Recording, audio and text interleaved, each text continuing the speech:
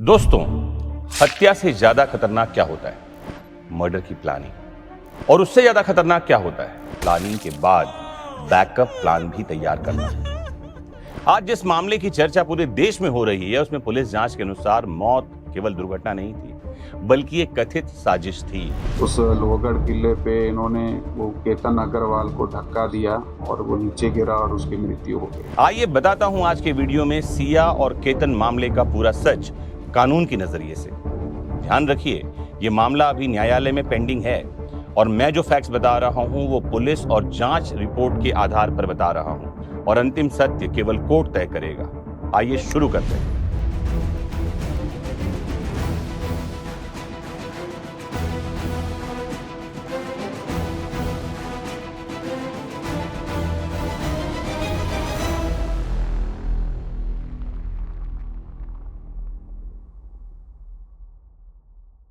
तो कौन था केतन? 26 वर्ष का एक पढ़ा लिखा युवक, पुणे का रहने वाला, एक प्रतिष्ठित रियल एस्टेट व्यवसायी का बेटा। विदेश से बिजनेस एजुकेशन की डिग्री लेकर लौटा था। कंपनी में मार्केटिंग हेड था। परिवार संपन्न, भविष्य उज्जवल और सबसे बड़ी बात, अपनी होने वाली पत्नी के साथ नई जिंदगी शुरू करने के सपने। दूसरी ओर थी सिया। ये भी एक प्रतिष्ठित कारोबारी की बेटी है। दोनों परिवार लगभग 35 वर्षों से एक दूसरे को जानते थे। सगाई धूमधाम से हुई थी, शादी तय हो गई थी और रिपोर्ट के अनुसार करोड़ों रुपए की तैयारियां शुरू हो चुकी थी।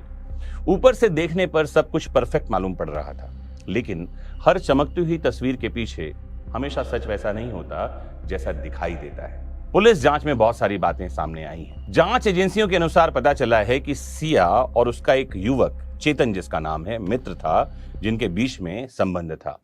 यहीं से इस पूरे मामले ने एक अलग मोड़ लिया है। पुलिस का आरोप है कि शादी से बचने का रास्ता रिश्ता तोड़ना नहीं चुना गया, बल्कि रास्ते से इंसान को हटाने की योजना बना दी गई। और सबसे चौंकाने वाली बात, यदि पुलिस की चार्जशीट पर भरोसा कर लिया जाए तो यह कोई अचानक आया हुआ गुस्सा नहीं था, यह कोई पहाड़ी पर हुआ झगड़ा नहीं था, यह कोई आवेश में लिया गया डिसीजन नहीं था। जांच के अनुसार पहली बार 31 मई को सिया और केतन एक पहाड़ी पर गए थे। तभी कथित रूप से सिया के मन में यह विचार आया कि अगर इसको मार दिया जाए और ये दुर्घटना जैसा दिखाई दे तो सब कुछ बदल सकता है। यहीं से कथित योजना की शुरुआत होती है। पहला प्रयास 14 जून को किया जाता है। पुलिस के अनुसार सिया और केतन पहाड़ी पर घूमने गए। वहां सिया ने केतन को पहाड़ी से धक्का दे दिया, लेकिन केतन बच गया। उसे झाड़ियों का सहारा मिल गया। वो वापस लौट आया और यहीं इस कहानी का सबसे दर्दनाक हिस्सा शुरू होता है, क्योंकि जिस व्यक्ति पर उसने सबसे ज्यादा भरोसा किया था, उसी ने उसे गले लगाकर कहा कि सांप आ गया था और तुम्हें बचाने के लिए मैंने धक्का दे दिया। इतना ही नहीं, घर लौटकर केतन ने अपने परिवार से कहा कि आज सिया ने मेरी जान बचाई है। सोचिए, जिसका काम सुर्पणखा की तरह है, उसका नाम सिया रख दिया गया है, जिसे केतन अपना रक्षक समझ रहा था। अगर पुलिस की जांच ठीक है तो वही उसकी मृत्यु की योजना का हिस्सा था। लेकिन कहानी यही खत्म नहीं होती दोस्तों। पुलिस के अनुसार पहला प्रयास असफल होने के बाद योजना समाप्त नहीं की गई, बल्कि एक दूसरा बैकअप प्लान तैयार किया गया। जांच में यह भी सामने आया कि कथित रूप से आगे की रणनीति बनाई गई। अगर एक तरीका सफल न हो तो दूसरा अपनाया जाए। यानी मौत सिर्फ टली थी, रुकी नहीं थी। अब आते हैं 18 जून को। केतन अपनी होने वाली पत्नी का जन्मदिन मनाने की तैयारी कर रहा था। वो भविष्य देख रहा था, लेकिन पुलिस के अनुसार दूसरी ओर भविष्य नहीं, मौत की तैयारी की जा रही थी। कहा जा रहा है कि प्री वेडिंग फोटोशूट के बहाने उसे फिर उसी जगह पर ले जाया गया, जहां जांच के अनुसार इस बार धक्का इतना घातक था कि लौटने का कोई अवसर ही नहीं मिला। लेकिन इतनी बड़ी योजना, इतनी तैयारी, इतनी असावधानी, फिर सच कैसे सामने आया?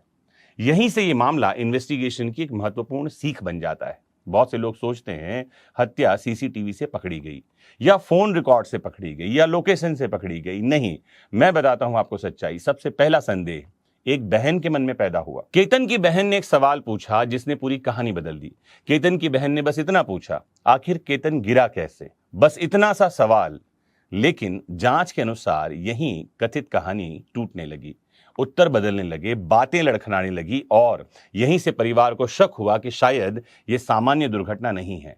फिर पुलिस ने जांच शुरू कर दी। जांच आगे बढ़ी, सीसीटीवी फुटेज देखे गए, कॉल डिटेल्स निकाली गई, लोकेशन एनालिसिस हुई और इलेक्ट्रॉनिक एविडेंस जुटाए गए और पुलिस के अनुसार एक एक कड़ी जुड़ती चली गई। फिर गिरफ्तारियां भी हुई।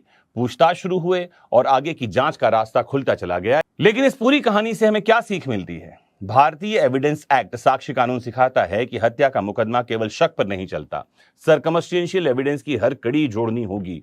इतनी मजबूत ये कड़ी होनी चाहिए कि वो किसी भी संभावना को समाप्त कर दे, केवल एक संभावना बचे कि अक्यूज्ड ही अपराधी है।